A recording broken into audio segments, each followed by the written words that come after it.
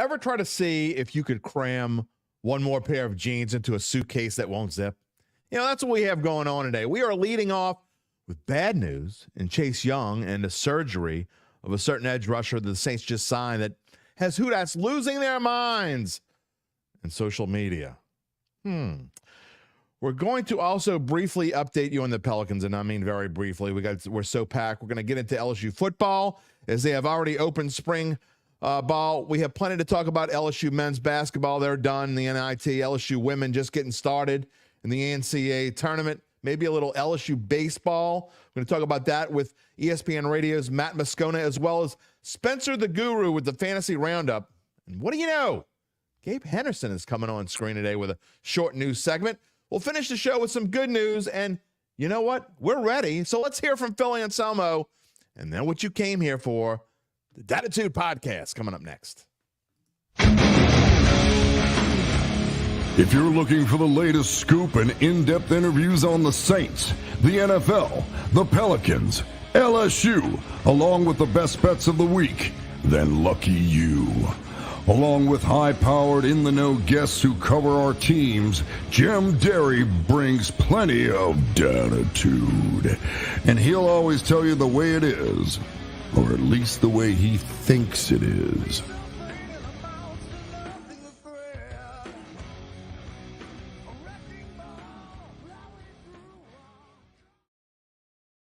Where you at, New Orleans? Short and sweet. Hello to all my friends elsewhere, everywhere out there who had to dig the sweatshirts out of the closet just days after they put them away for the spring and summer. Do you guys not watch the weather? I mean, you knew it was going to happen. It's New Orleans. It's South Louisiana. It's spring. It's going to be 80s one day. It's going to be 60s, 50s, 40s the next. Yeah. Your favorite Nash Roberts fan is going to talk about the weather, and we're going to talk about it here. No, we're going to talk about sports, I promise. Dattitude, episode number 217 for a Wednesday, March the 20th, 2024. No, I'm not Nash Roberts, not Nash Roberts Jr. or the third or whatever the hell the next Nash Roberts was. A lot of you don't even know who Nash Roberts is. How about Bob Breck? Now you get it? You know what I'm talking about? I am Jim Derry. Whether you're watching on one of our NOLA.com social media channels or listening to the podcast, as always, I thank you for being a part of the show. Very, very brief monologue today. We have so much to fit into such a short amount of time, including a longer than usual extra point. I am super pumped about the extra point today. You'll see why in a little bit. It honors my favorite Saint of all time. No, it is not Drew Brees. Not that I didn't love Drew Brees. Don't give me any hate. But a certain Hall of Famer and previous guest on Dattitude is celebrating a birthday. We will save the best for last. Of course, we're going to talk about the Chase Young and whether surgery is a big deal, whether the team knew about it before they signed him. Of course they knew. And some benefits of making the deal. We'll have Matt Moscona is coming on the show today. We had to record his segment. In fact, we already have a fan out there. Suave, New Orleans, my man Matt. Yes, he is on the show. Recorded about a 22-minute segment. That is coming up with him. Host of After Further Review on ESPN. Man, he's all over the place. I mean, it's not just After Further Review. We talk about his podcast, which he has every morning, The Morning Scone. He corrected me on how many shows it is in a row, and I don't want to. I think it's 2237. Don't quote me because we get into that, and he tells me, how do you get up? How do you do 2,237 straight days of a show in the morning? I mean, I think about, and I get into this with him, and I joke about how I felt. I know on New Year's morning when I woke up, there's no way I could have done a show. The day after Endymion, I wrote Endymion. There was no way in hell I was doing a show. How do you do a show? You have surgery. I mean, I think he did one, he said, from pre-op. You're about to have surgery. Or what about the day after surgery? It's impressive, dude. I'm just saying. I don't know if it's a record on YouTube. It's got to be close to have that many in a row, but it's super impressive. So anyway, he's coming up. While we're live every other part of the show. If you want to leave a comment, whether you're watching on YouTube, Facebook, X/Twitter, whatever you're watching on, you are more than welcome to send in a comment. Spencer the Guru's coming on. You can ask him a question. Like I said, Gabe's going to be on. But before we get to all that, a reminder to subscribe to our Dattitude YouTube page. Click the little bell to receive your notifications when we go on the air live. And if you're listening after the fact, you can listen to the podcast on Apple, Google, Spotify, wherever you get your podcast. You can also send me an email to jderry@theadvocate.com or find me on Twitter at Jim Derry Jr. That's what you can do. All right, let me change this graphic here as we go. We got a comment from Brian. Of course, they knew. It is what it is with the Saints and the injuries. Look, I'm going to keep my opinions short and sweet because I'm going to let Matt do most of the talking here on this. I have mixed feelings about this. There's no question that the Saints knew about Chase Young and his neck problems. There's zero question. The part that has me obviously concerned is you know how we talked Monday about, look, they can go right into the draft now and all they have to worry about is tackle. They filled their second biggest need. There's no question that edge rusher was their second biggest need going into the season. Now do you have to worry about Chase Young? Peyton Turner's probably happy about it because let's face it, if Chase Young, he's probably going to go on the PUP list. Is he going to be ready for week 1? Well, they say he is, but that doesn't mean anything. We've seen Chase Young be injured before and have problems. I mean, it tells you something if San Francisco didn't want to re-sign him and keep him. They were never in the running. It was out of the Saints, the Panthers, and the Titans. And for the Saints to win in that battle, especially when the Panthers just lost Brian Burns, that concerns me as well. So maybe other teams weren't willing to spend that much money and risk that much money to bring him in. I still think it's worth it. It's definitely a concern. It's something to be looking at as we go forward. The problem is you won't know all that much until we get into July. If you're not, you know what the Saints are famous for doing? They'll give you like a little mini update, like right before camp starts. He's not going to be ready for the start of camp. You can bet that's going to happen. The problem is they're not going to tell you a whole lot after. You might go and remember Andrus Peat last year when I kind of made fun of him for it, but it's the truth. You didn't know how hurt Andrus Peat was. You just didn't see him on the field, and they just didn't talk about him. And all of the Saints reporters, they didn't press him hard enough until finally you're getting like really close to the season. Yeah, you saw Andrus Peat out there for a few things, but he wasn't really ready to go until what, week 3, week 4? I think it might be the same thing with Chase Young. It's too early to find out, but the problem is we're not going to know. So it's too early to tell whether the deal is going to be worth it. I do think it's still worth it. But do I trust this team to tell us everything we need to know? Do I trust that they knew everything? Do I trust their judgment? Of course I don't. I mean, I'd have to be a fool to trust this team's judgment right now. I mean, that's where we are. I'm not trying to be Derry Downer, but it is what it is. I mean, how can anyone trust this team right now? I mean, it's the scary scene, dude. But let's get to it with Matt Moscona. It's something we jump right into. Again, if you haven't checked out his show, definitely worth doing. But you don't have to right now because we've got 22 minutes of them. I'll be back on the other side, and we'll bring in Spencer when we're done. It's time to bring in Matt Moscona, who hosts the After Further Review show each weekday from 3 to 6 p.m. on ESPN Radio in Baton Rouge, New Orleans, Lafayette, Lake Charles, Alexandria. He's also the host of what has to be the longest daily running sports podcast in YouTube, The Morning Scone. Whew. Man, this man is busy. He's even playing Pearl Jam solos, guitar riffs on his morning show. We greatly thank him for taking some time here on the Dattitude podcast this morning. Matt, what's going on? You caught that, huh, Jim? I did. Somebody noticed the guitar in the corner. It's like, you play? I was like, I attempt to. And so, I had to give him a few bars. Oh, I like it. So you were asking, I'm a Pearl Jam guy. I'm Gen X, so yeah, we had fun with it. I got to ask you before we get into the Saints here, I got to ask you, 2,233 consecutive shows. I'm talking about every day. I'm not talking about consecutive shows. I mean, every day for 2,233 days. You're like Cal Ripken. How in the hell is that possible? I'll never lose. And if I'm accountable to people, I'll be there. So, I started Morning Scone just with the idea of building something that was mine. Yeah. And just to have a presence on every platform. And it was almost like Forrest Gump. He's like, well, I just got to one ocean, figure out, turn around, go to the next. So I never intended to go this long, but serious. I think today was 22:37. Oh, I'm sorry. I'm off. And I'm off by 4. no. But no, and I've never missed a day. Like night holidays, weekends. I mean, you haven't been like sick, throwing up, and just like not being able to get to. I mean, come on, man. What's up with that? You just fire up the live stream, man. People get it. I've shared my life and my family with so many people. The cool thing about that show, too, for those that don't know, it's a live stream I do every day on my own personal YouTube and Facebook. I do it every morning. Holidays, I've done it from pre-op and surgery, hotels, airports, everywhere. That's insane.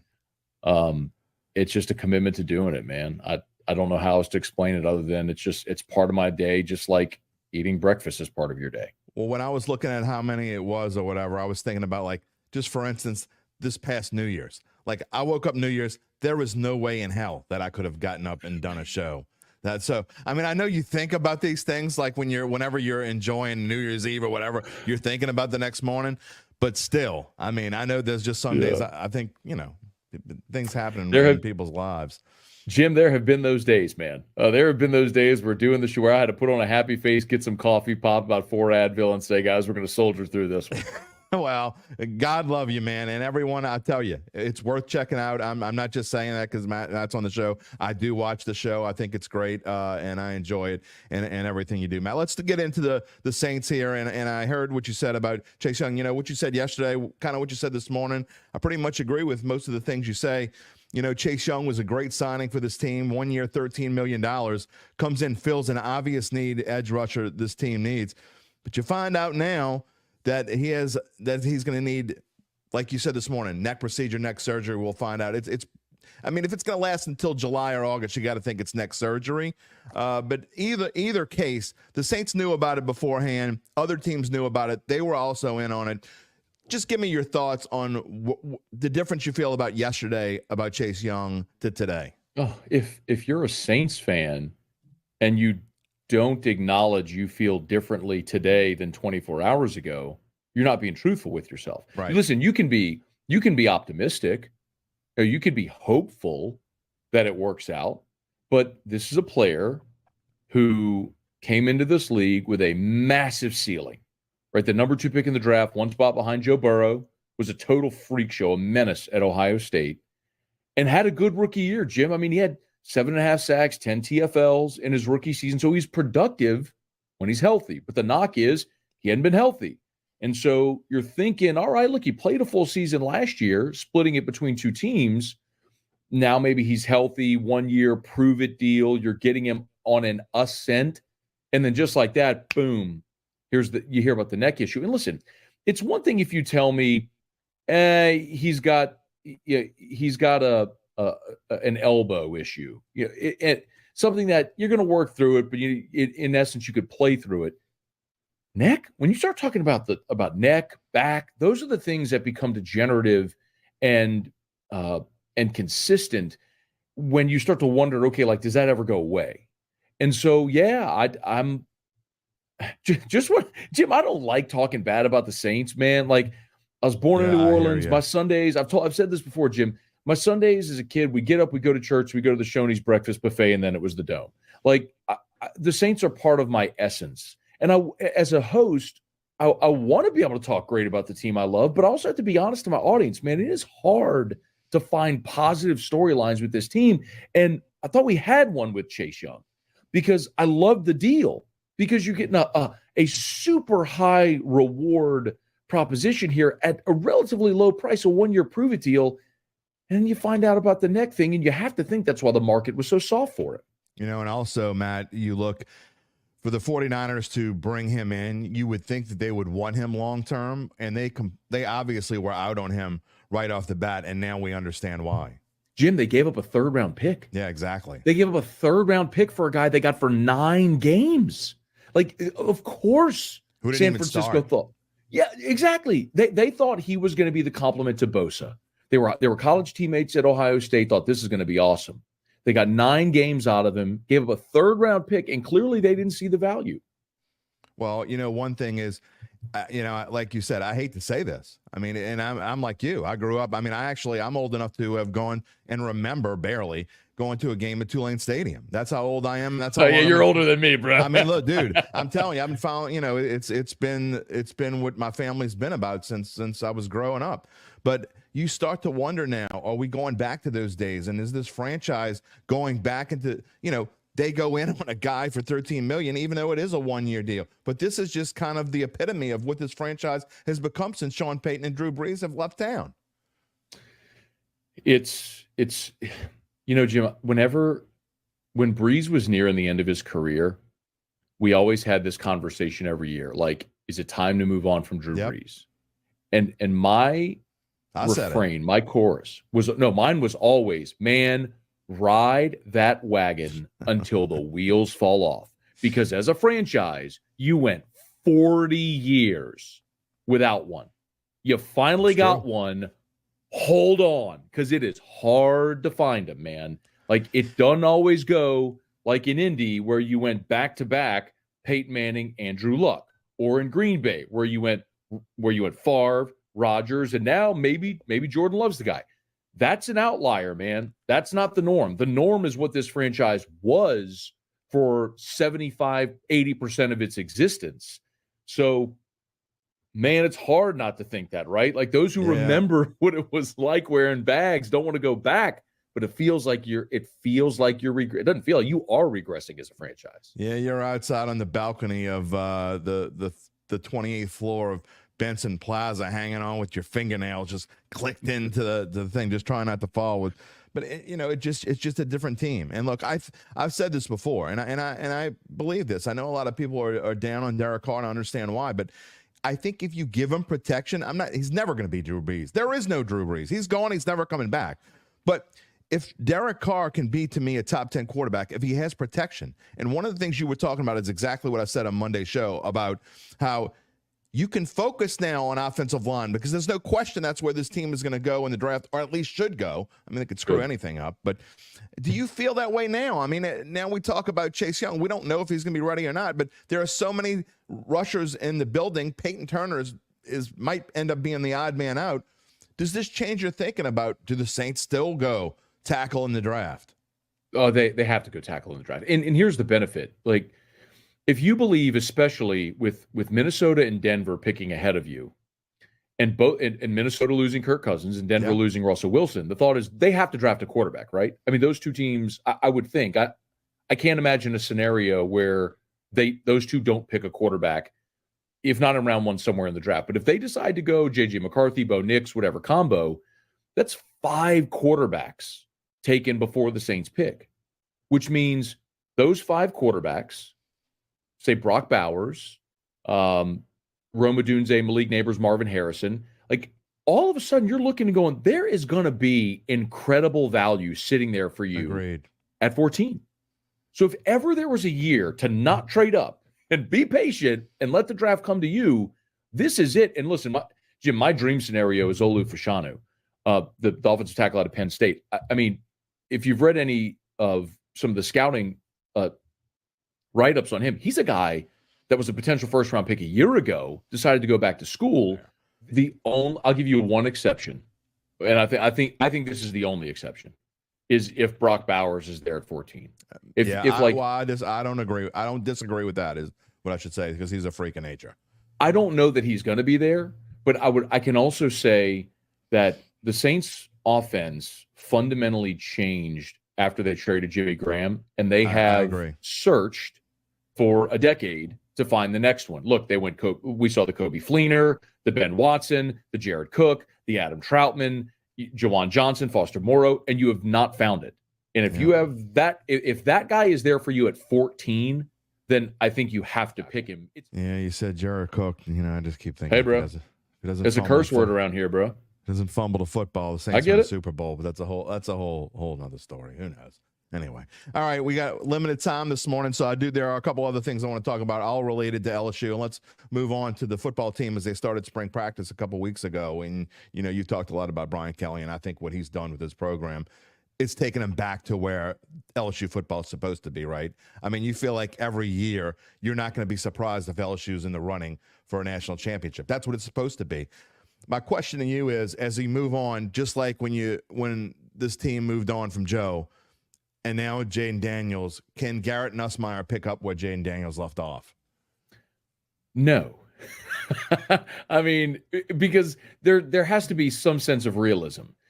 LSU literally had the number one offense in college football. They were number one in total offense scoring. You're not going to be the number one offense in college football. So to expect that, I think, is you're over your skis. That's not to say, however, that LSU can't be a great offense, and I think they will be, because it starts with your offensive line.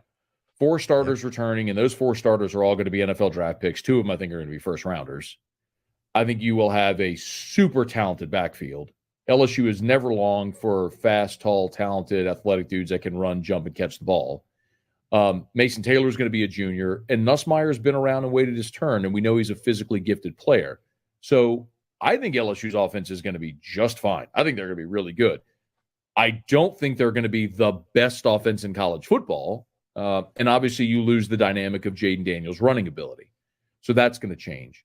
So maybe maybe my answer is just semantics based on how you ask the question, but I don't think it'll be as good as last year. But can this be a top 20 offense in the country? Yes, and I expect that they should be. And the defense, it's got to get better, right? It can't be any worse than it was last year. So that's the strange juxtaposition of LSU's offense and defense, right? The offense isn't going to be as good as it was, but there's no way the defense can be as bad as it was. Just adding the pieces they have in the secondary, I think, make them better. Some of the transfers that you got at safety, Jordan Gilbert has been a starter in the SEC. We can go deeper into this, but I loathe the moving Harold Perkins back inside. And I understand what they're doing. It's Harold. He's pushing because he thinks he wants to be a 3-down linebacker in the NFL. And I just think, acknowledge what you are and go be great at it because you're special at it. But you'll have Whit Weeks and you'll have Greg Penn back. You have linebackers. You got a real issue on the defensive front, but they're not done there, Jim. I mean, Bo Davis comes in as the new defensive line coach, and they will add at least 1, if not 2 more bodies in the spring portal window. They just have to add more bodies there. So that's a gigantic question up front. But they just, I think you said it best, like they cannot possibly be as bad as they were. So even a 30, 40, 50% improvement makes you respectable defensively to complement what should be a really good offense. It was really, really hard to watch, and I just don't think Brian Kelly is going to allow for that to happen again. That's why he fired his entire defensive staff, man. And look, you know what? That's what successful programs do. And he didn't wait. It's not. I mean, we keep bringing the Saints back in the thing, but that's what successful programs do. Just saying. All right, a team that I think is gonna be successful eventually. And I love Matt McMahon. So I'm just throwing that out there. I think he's the perfect coach for this program.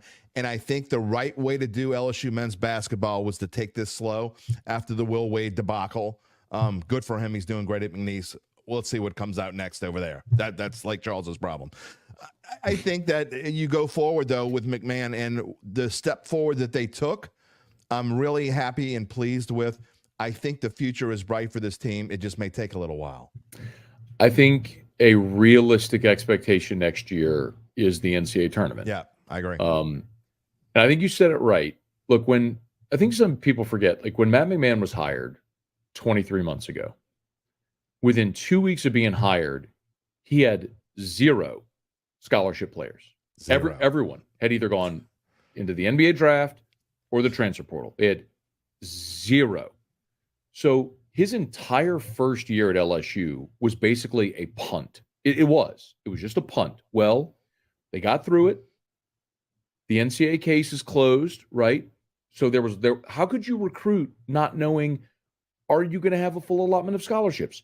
Are you going to be banned from the postseason? It was an impossible task. And they won 2 league games, and it was atrocious. But they got that behind him. He went and got some local guys out of the portal. Jordan Wright ended up being your best player this year. And to go from 2 league wins to 9 was a remarkable transformation. I mean, the only transformation year to year better was South Carolina this year. I mean, you were picked 13th in the conference and you finished 8th. I mean, that is an undeniable surge year over year. So I don't even think you need to replicate that, but you've got 2 top 100 prospects in the country already signed that'll be coming in. You have a handful of really good contributors. You look at guys like Terrell Ward, who grew up a ton this year. Mike Williams was so fun to watch. Jalen Reed.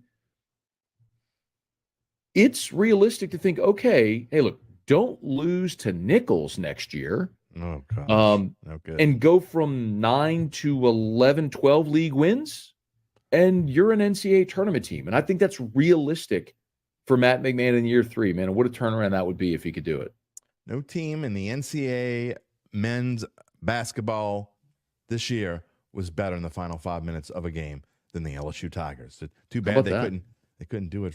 They couldn't do it the rest of the way. They get themselves in a hole. Real quickly about the LSU women, Angel Reese and Kim Mulkey and company. I think the NCAA did them dirty, putting them in the same bracket with Iowa. That's just me. And a 3 seed. I guess it doesn't matter year 3, year 2. It doesn't really matter. But come on, man. So they've been a 3 seed all 3 years that Kim's been here now. Yeah. I don't think the seed itself, the little number next to your name, actually matters. Yeah. The draw does. I just think it was foolish putting LSU and Iowa to where 100% where agree. You're talking about a potential Elite 8 matchup. Why? I mean, set up a potential Final Four matchup to try to replicate the massive audience you had a year ago in that matchup. So that wasn't smart, I don't think.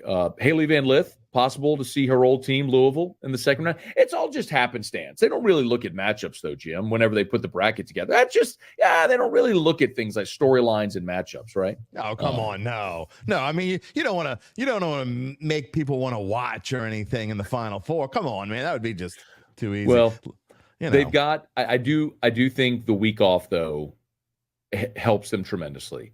Yeah. Kim's going to shorten her bench in the postseason to have a week to get this team healthy and rested to really try to sprint for 3 weekends here in the tournament. I think is going to bode well for them. LSU South Carolina in championship game. I'd love to see it. I think you give LSU another swing at it when they're healthy. I think they got a great shot to pull it out. It's hard to beat a team twice. Really hard to beat them 3 times. I know you got to run. Give me 45 seconds on the LSU baseball team. Obviously, fans are disappointed about last weekend's series, but and I know it, like me, wherever I go somewhere, people want to talk about whatever just happened, and I'm like, calm down. It's one series, man. It doesn't mean they're not. Come on. Yeah. I mean, they're still really good and one of the best teams in the country. I think what you saw in Starkville was a young team that wasn't ready for the moment. And it's strange to say because LSU's got a lot of guys that have played, but keep in mind, you return one everyday player from last year's team, and that's Tommy White. He's the only one. A lot of guys played. Jared Jones played. Brady Neal played. Paxton Kling played. You had a lot of guys that played for you a year ago, but one everyday player. And I think being on the road in front of 14,000 people cheering against you and a really motivated Mississippi State team, LSU just didn't rise to the occasion. But the thing, I think the offense will be fine. They got enough talent. The concerning thing is that pitching and defense is supposed to lead this team. Yeah. And, your pitching allowed 33 runs, which you allow 33 runs on the road in conference play, you're not going to win many series.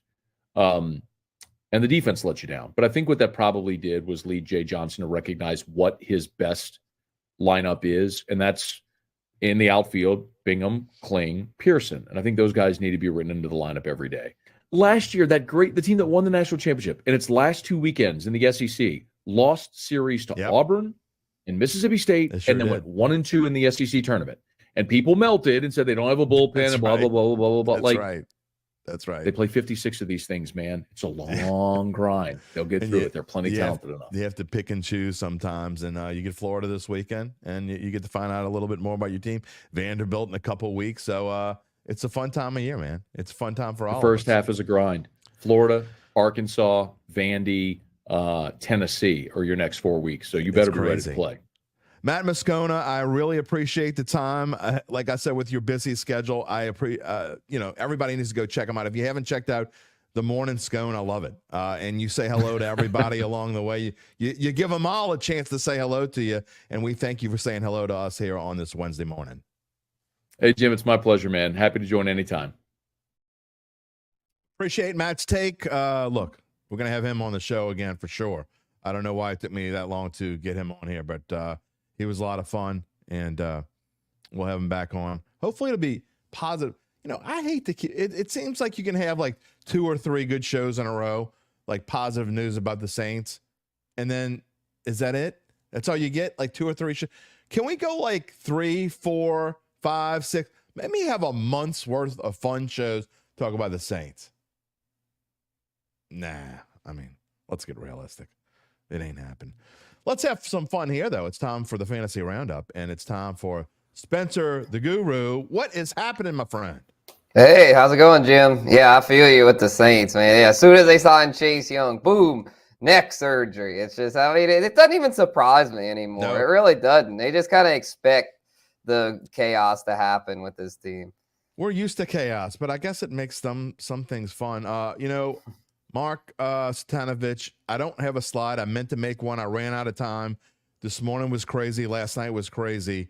Will NOLA finally become a basketball city? What are you talking about? Mark, I love you, man, and I appreciate you coming back you come back. You're a regular. I appreciate it so much. So don't take this the wrong way, but this is definitely a basketball town. I think there are plenty of people going to Pelicans games on a regular basis. Just saying. I mean, if they lose, yeah, they're not going to go, but that's a lot of towns. I mean, not everywhere can be L.A. and New York, and I guess to some extent Indianapolis because they love basketball in Indiana, but I don't know. Anyway, Pelicans are now just 1/2 game out of 4th place. Why that matters is because Spence, again, and I don't have a slide to put for the Pelicans, but why it matters is you get that home court in that 4-5 game. So it does make a difference. You want the Pels to keep playing like they're playing, but their schedule's about to get a lot tougher. Big win last night at Brooklyn.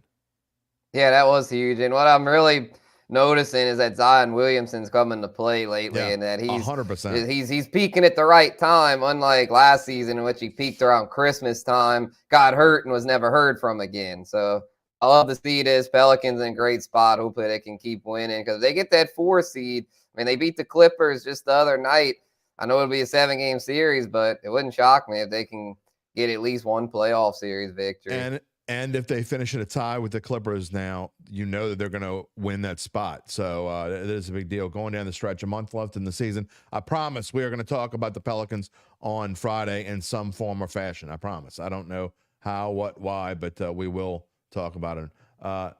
Your dad said he just remembered about the new time. Did he? I'm pretty sure I texted him. Okay, well, here we go.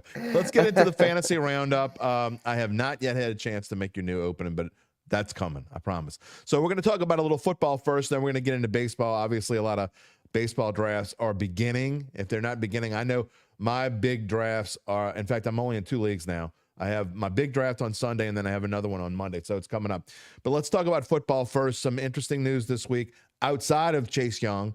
And outside of the Saints, Justin Fields traded for a box of rocks. No, I mean, a 6th rounder, really not much different. What do you see there? Going to Pittsburgh, they're basically saying Russell Wilson's going to start. Not only are they saying Russell Wilson's going to start, but they're talking about if he plays well, they want to extend him already. They're talking about it. So he's going to be a backup in Pittsburgh. I don't understand. Why is everyone going so sour on Justin Fields already? Yeah, he's a bag of rocks, more like a single rock. I mean, they got nothing for him. That's the thing that I understand if you wanting to trade him if you have the 1st pick and if they're that all in with Caleb Williams, but to get nothing for him just it seems crazy to me. They claim they wanted to do right by him and send him to a good situation, but I just tells me that they didn't have a market for him. But the thing I'm not buying is the whole Russell Wilson thing, because remember just a few weeks ago, this same Steelers front office was having quote unquote faith in Kenny Pickett as their starter. he's no longer on the roster. Right. So I'm not buying this Russell Wilson stuff. I think this is going to be a legit QB competition. They don't want it to be in the public eye, though, so they're going to throw water on that and say, oh, Russ is the starter, Fields is the backup. But I really think if Fields has a great camp and a great preseason, that he could beat out Russell Wilson, because Russell Wilson's only on a one-year deal. They're not committing anything to him long term. I mean, he's the front runner to win the job for sure, but it wouldn't shock me if Fields, even if he doesn't win the week 1 job, eventually gets to start. And we all know how fantasy friendly he is when he gets to start because of his rushing ability. Yeah, you could have a real steal there when we get closer to football season. We'll talk more about it. But if you have an early draft, or if you're in a dynasty league, and hold on to him, you never know. Gabe says situation with the Steelers is worse than with the Bears. I don't disagree with that for sure. All right, moving on to the 2 receivers we're going to talk about today. Number 1, Calvin Ridley signs a 4-year, $92 million. Since when did wide receivers come worth that much more than running backs? It's absurd that Calvin Ridley's making double what Saquon Barkley's making, in my opinion. But anyway, Titans need a receiver. Do we know who's going to throw to him? Not really. I guess they don't care. But 4 years, $92 million. How much does Calvin Ridley move up your board? Now, does he become what A.J. Brown was when he was with the Titans? Oh, no. No, I don't like this either. at all. 4 years, $92 million, a huge overpay. Will Levis throwing him the ball. That's not going to be consistent. I mean, if we thought Trevor Lawrence was inconsistent, just wait for Will Levis. I mean, this isn't going to be pretty. DeAndre Hopkins is still on the roster. Treylon Burks is going to be a fight for targets, and what's still going to probably be a pretty run-heavy offense there. Brought in Tony Pollard, have Tajay Spears, so I don't like this at all. I mean, it's good for Ridley personally. I mean, he secured a huge bag there. To me, that's way more than he should have gotten. I was thinking he wasn't getting the kind of offers he was hoping for. That's why he waited, but apparently there was a bidding war for him. Shoot, 4 years, $92 million. That's great for him in real life, but for fantasy, don't like this one bit. It's not a good offense, and there's too many mouths to feed. I agree wholeheartedly, and I don't understand why they would pay so much to me. In just a short period of time, Tennessee has gone from the best team in that division, clearly, a couple years ago, to maybe the worst team in the division. And I know some people are out there saying, not maybe, they are. We'll find out, but I don't like this team at all, and I don't like the things they're doing. They may be more moribund. Is that the right word? I don't know. I like to use that every now and then. The Saints, they're a mess. Let's just put it that way. Keenan Allen, mess. I know how to say a mess. All right. Traded for a 4th round. This one I don't get either. Look, I understand how, you got to take salaries into account, and, Keenan Allen's a little long in the tooth, but I thought for sure that he would be worth more than a 4th round pick. I love what the Bears are doing, except for what they're doing and getting rid of Justin Fields. I thought they should have held on to him, but who knows? Caleb Williams going to come in, and he's going to have himself a number 1 target right off the bat, because Keenan Allen, to me, is one of the top 15 receivers in this league still. Yeah, this is a great deal for the Bears. And Keenan Allen, the Chargers wanted to keep him and get him to take a pay cut. He's like, no, I'm not taking a pay cut. I'm coming off a career year. At age of like 31, 32. I mean, he's getting up there, but he's not that old. I mean, receivers have been productive into their mid-30s before. So, yeah, this is a steal for Chicago. Even though they got ripped off with Fields, at least they got Allen on the low. A 4th round pick, that's nothing for a Pro Bowl receiver. So I think he's in a good spot here to at least be still a WR2. I don't think he's going to be a WR1 anymore in Chicago, because they've also got DJ Moore, who's going to command a lot of targets. And if pick 9 could potentially take Rome Odunze or Malik Neighbors, if one of them would fall to 9. And if so, they'd have a... Can you imagine the Bears going from like no receivers and basically, I mean, just think 2 years ago. I mean, Darnell Mooney was like their best receiver. And now they're going to go from that to having a plethora, all kinds of options. So, look, one thing we know is Caleb Williams is not going to go into the cupboard's not going to be bare, let's say. And, you like the pun on words there, bare. Anyway. It normally is in Chicago, but not anymore. Sure you got to like with where they're going. All right, let's get to baseball. Trying to pack everything in here. Top 12. I meant to do outfielders first, but that's okay. We'll do infielders first. Man, you look at this list. you go 1 through 12, and I'm not sure you can go wrong on this list. The infield talent, especially if you're in a shallow league, the infield talent to me is tremendous this year. Yeah, definitely. A lot of times they're complaining, there's not enough second baseman, shortstops, third baseman, but there's plenty this year, especially the top dogs are really strong. I mean, for example, guys like Marcus Semien and Ozzy Albies at the top of second base. And then Mookie Betts now second base eligible and going to be shortstop eligible most likely. So, yeah, it's great to see these middle infielders producing big numbers. I mean, a guy like Jose Altuve didn't even make the list, but he's still playing at a high level. So, yeah, it's really good to see these second basemen and shortstops showing out. Third base, I mean, they got Austin Riley, Jose Ramirez. I was like, third base might be the weakest, but even third base has some pretty good options. And how many former major league dads can have their sons on this list? I mean, good Lord. You go through these lists now and all these former players. Interesting you put Witt ahead of Betts. Right, yeah, I was back and forth on that. I ended up going with Witt, though, because for 5x5 standard, I feel like Witt's a little better all around. The stolen bases is what did it for me. Mookie Betts, past few years, hadn't been stealing as many bases. I think only stole 14 last year, right, focusing more on his long-term health. Where a guy like Bobby Witt, I mean, he's still very young. I don't even think he's 25 yet. He's running wild, had like 40-something steals, and he improved his batting average. I think hit like 280 last year with around 30 bombs, and Royals lineup isn't that great, but it's getting better, so he should score around 100 runs and drive in about 80 to 90. I agree wholeheartedly with Gabe Henderson, who says Austin Riley is going to have a huge year. 100% agree. I think when you look at this season, if I looking at a name on this list that I think is going to be higher later than he is right now, Austin Riley, I think could end up being at the top of this list. That's what kind of year he's going to have. He's not going to steal the bases that Witt's going to steal or Betts or whatever, but I mean Austin Riley, and obviously at the corner, at the hot corner, you're supposed to hit home runs, but I think he's going to have a monster year. Looking forward to that. Okay, top 12 outfielders before we go off the air with you here today. How can you not take Ronald Acuna number one, right? Right. I mean, he's a stud. And there's the knee concern, but the kind of year he had last year was just so insane. He's not going to repeat that, but he doesn't have to still be the number one player. I mean, he was by far the number one player last year. This year, I still think he'll finish one. But I tell you what, Julio Rodriguez, Gabe was kind of made me aware of like just how strong he was, and I was like, yeah, I mean, I knew he was good, but I had to move him up over Kyle Tucker because I'm like, at his age, he hadn't even scratched the surface yet of what he's capable of. This dude could end up being, I mean, he's like, looks like the next Ken Griffey Jr., and he's stealing a ton of bases. Like he might beat out Acuna this year. I'm still going Acuna one, but Julio he's probably number two for me. Him and Bobby Witt, I'd say be 2 and 3. You've been talking to Zach Ewing too much, I think.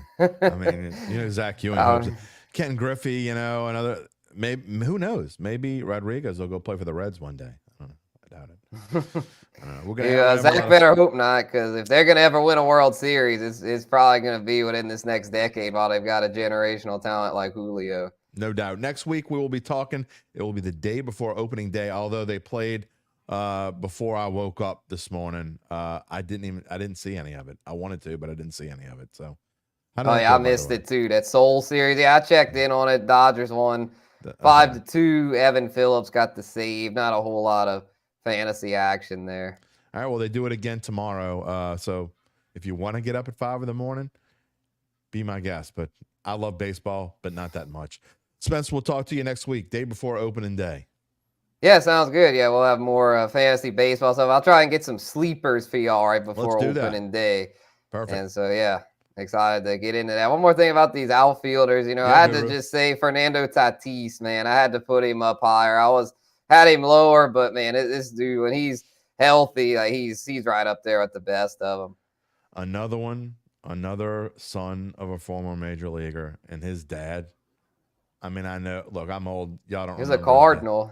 His dad was phenomenal. So anyway, he could be better. We'll see. All right, Spencer. We'll talk to you next week. Sounds good, Jim.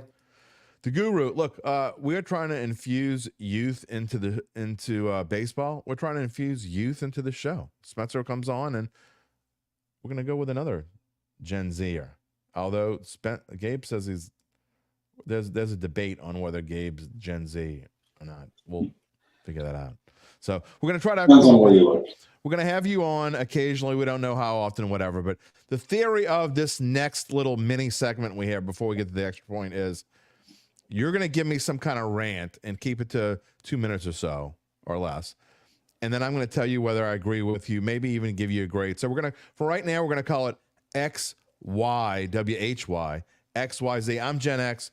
You're Gen Z. I'm almost a baby boomer. I'm so damn old. But give me your take. And the reason why we have this bracket up is because you want to rant on the Virginia Cavaliers, who obviously didn't show up last night because they lost to Colorado State in the play-in game, that 10-10 play-in game. They get to play Texas now, but Colorado State won by 25 points. And I'm interested to hear your little take here. Yeah, so I've got some things to say on the committee's decision to put Virginia in, and based on our previous discussions in the College Football Playoff Committee, you know exactly how much I love committees, Jim. So let's just start off with this. Selection Committee, I hope you're happy. I really hope you're happy, because last night Virginia went nearly 1 hour in real time without scoring a basket. They were 13 minutes of game time. I didn't notice that. Almost an hour. Yeah, they had 13 minutes of game time without scoring. I think it was 9 minutes and some change to end the first half, and then the first 3.5 minutes of the second half. They were blown out by 25 points after only scoring 14 points in the opening half. I mean, everyone was questioning the decision to put Virginia in the first place. And here's why. This is some stats courtesy of John Fanta. Virginia lost 6 of its final 10 games this season. Their average margin of loss in those games was 19 points. 3 of those losses came by 25 points. We know what this team is. They were 2019 national champions, but since then they've been a clown show. They're 211 with that. in offensive efficiency this year. Their non-conference schedule was 237th in the country, and their tempo is 362nd of 362 teams, according to KenPom. Tony Bennett said after the game, "We'll evaluate our system." And the reason I'm so worked up about this is because the committee robbed us of Indiana State and instead elected to put in the Iowa of basketball. The Sycamores have a legit tournament resume. They're 28-6 on the year. And you know what, even more so than that, they've got a tournament darling. 6'10", 240-pound sophomore center Robbie Avila, who wears goggles in this game. He's been dubbed Kareem Abdul-Jabbar, Larry Nerd, and Steph Blurry. I mean, come on, does this guy not have tournament darling written all over him? Not only that, not only is he a quirky-looking white dude, he's first team All-Missouri Valley. He averages 17.5 points, 6.6 rebounds, and 3.8 assists per game. Listen, to wrap this all up, star power shouldn't factor in when putting teams in or not putting them in, but just know, committee, you chose basketball terrorism over Kareem Abdul-Jabbar, and that decision is unforgivable. All right, I know this was the year of bracket busters, so it's tough, but someone needs to give the committee's head a spin. Some say Virginia is the worst tournament team ever. I think that's a bit extreme, but surely the worst team to watch in recent memory. Interested to hear your thoughts, Jim. All right, so if I have to give you, I don't know how we're going to exactly do this segment because it's the first one. We've been talking about it, and you came up with an idea for today, so we put it on. So I think the way I'm going to do it is give you a grade. You know, since I'm like the old man, I'll be the teacher. You're the student per se. Although you know a lot more than me about a lot of things. I'm going to give you a B, and the reason why I give you a B is because I agree with almost everything you said. However, when you get to 10-10, when we're talking, and we're going to talk about this when football comes up, and we're talking about 12 versus 13, and maybe next year 16 versus 17. I mean, it's going to be a similar kind of thing. Probably a little bit more important in football. But when you're talking about 10-10, does it really matter all that much? Yeah, Virginia didn't show up because they probably didn't give a damn. I mean, that's how when you play like that, you play like you're playing like you don't give a damn.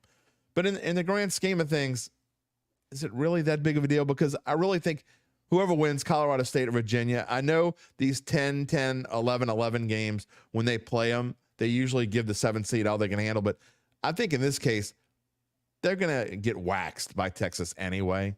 So I just don't know that I care. Now, Texas go out and lay an egg, maybe prove me wrong. But I just think either Virginia or Colorado State or Indiana State or whoever you want to put in that spot is getting their butts whipped. But overall, I love your argument, and I agree with you, and for the most part. But I just don't know that I care enough.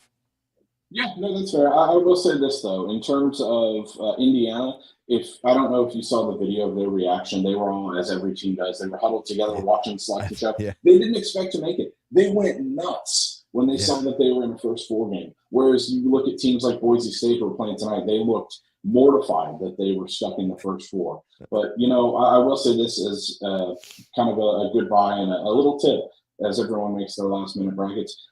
First 4 team has made the round of 32 in every season but one since this format was implemented in 2013. And Tom Casale talks about how he loves this format. He talked about it on Twitter, and I agree with him. But, I mean, when's enough?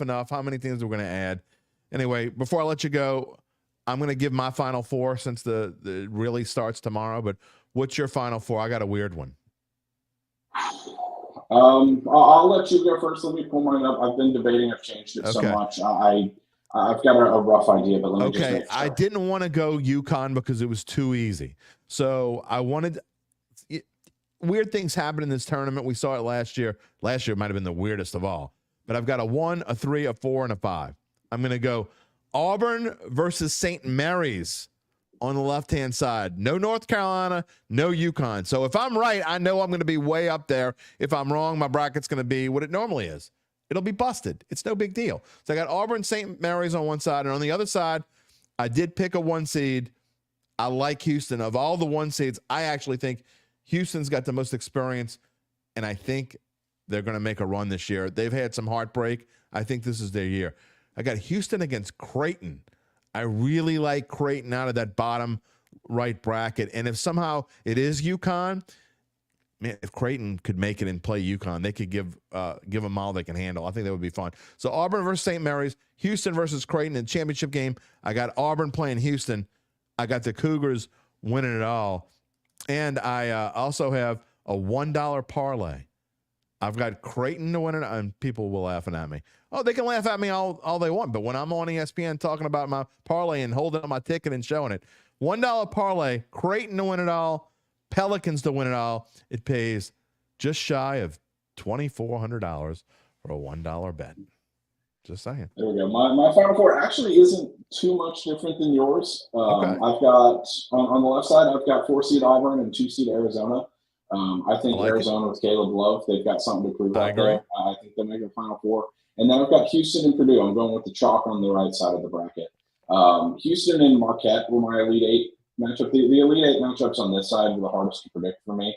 I had Purdue barely edging Creighton, so I like Creighton as well. And then I wouldn't be surprised if Marquette knocked off Houston, but essentially I'm going with chalk on that side. And I have the Purdue Boilermakers, the one to knock off your champion, the Houston Cougars. I have them playing the Auburn Tigers, and I have Bruce Pearl lifting a trophy at Auburn. Okay. I really like Auburn.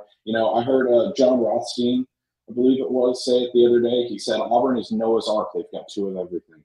They're incredibly deep. So, and then the only ticket I've got is I've got $5 on the USC women to win the title. Got them plus 7,500. They're a 1 seed, and they're now down to, I believe, plus 2,000, depending on where you look. So I like my value there. They don't have to play Iowa, LSU, or South Carolina until the Final Four, so I don't dislike that at all. I think that's a good value pick. We always talk about value here. We don't necessarily, when we make a pick at 75-1, we don't necessarily think that team's going to win, but we're looking for value, and I think that's excellent value right there. All right, we'll figure out what our next segment's going to be. We're going to come up with a better name and a better way to do it, but for now, it was fun. Gabe Henderson. All right, Gabe's in the green room.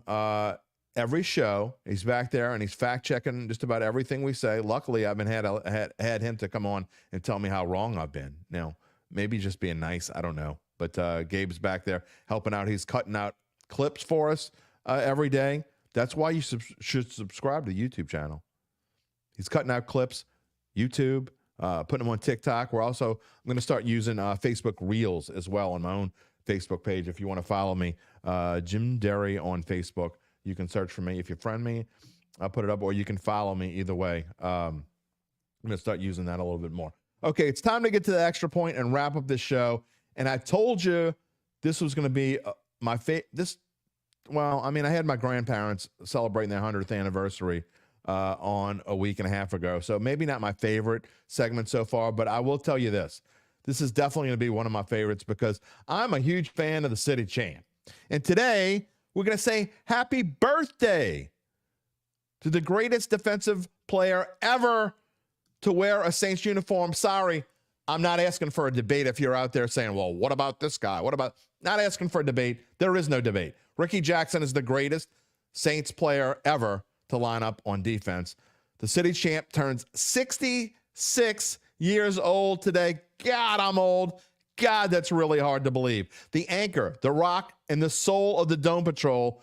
Oh, and the obvious guest for Dattitude for episode number 57, way back on February the 18th, 2022, which, of course, you can go back and listen to wherever you get your podcast. Here you see a picture of, I didn't put it up yet because I'm terrible at this, but here we go. There's a picture of Ricky and I playing right before we were playing poker together in a local tournament. Super cool dude. We had a great conversation. I got to sit next to him for like 3 hours. It was so much fun, not just because of the poker, not just because I beat him in poker, by the way. That was fun too, of course, to beat the city champ in something. But to have a conversation on today's current game, he just sat there and talked football. It was fantastic. There are many things to love about Ricky, but I think my favorite is the fact that since he played here, he's called New Orleans home. When he briefly left to play for the 49ers those 2 seasons at the end of his career to get that Super Bowl ring he so richly deserved, he came back home when he was done.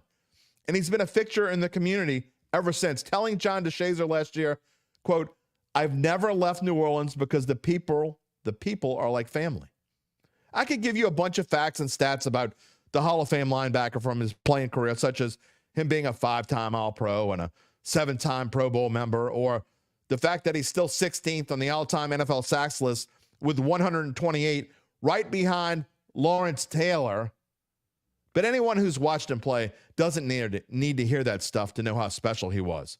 His coach for the most of his career with the Saints, Jim Mora, said on Dattitude episode number 83, quote, "If I were ever out on the streets and someone wanted to rob me, I was in a bad area and I had like 5 or 6 guys that trapped me in an alley and they're coming to beat me up or something like that. If I had to pick one player who I coached in my career to be on my side and help me against those 5 or 6 guys, I would pick Ricky Jackson." And that's the truth. A second-round pick in the 1981 NFL draft and the 53rd overall, I'd say Ricky was quite the bargain. When he left for Frisco in 1993, he held outright, or it was tied for 6 Saints defensive records. And when he retired in 1995, he was second in the NFL all-time in most opponents' fumbles recovered with 28 and was third in sacks. He's a special dude. He was the first Saint to be inducted into the Pro Football Hall of Fame, or the first real Saint. I mean, there were other players that played for the Saints, but he was the first real Saint. And my favorite stat of all, in his 13 seasons playing for the Black and Gold, he missed just 2 games in his career.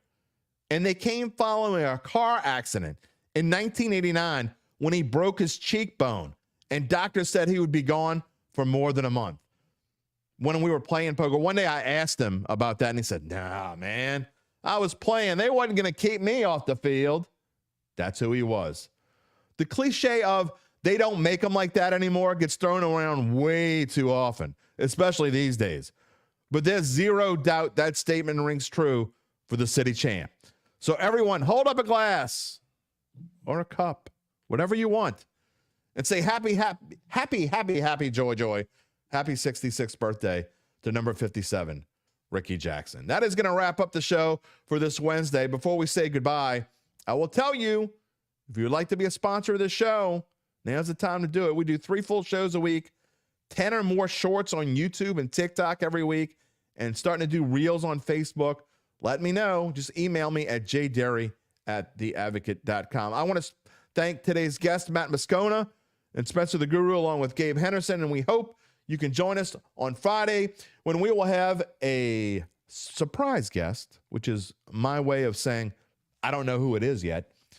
Reminder to subscribe to our Dattitude YouTube page and click the little bell to receive notifications when we go on the air live. You can subscribe to the audio version of this podcast on Apple, Spotify, Google, wherever you get your podcast, and you can find a replay of the show on NOLA.com/sports. That is going to do it. We will see you on Friday. Everyone have a wonderful rest of their week. Enjoy the NCAA tournament, which begins in earnest. It really begins. So you can have fun watching it tonight, but it really begins on Thursday. We'll see you Friday, everybody. Take it easy. If you're looking for the latest scoop and in-depth interviews on the Saints, the NFL, the Pelicans, LSU, along with the best bets of the week, then lucky you. Along with high-powered, in-the-know guests who cover our teams, Jim Derry brings plenty of Dattitude. And he'll always tell you the way it is, or at least the way he thinks it is.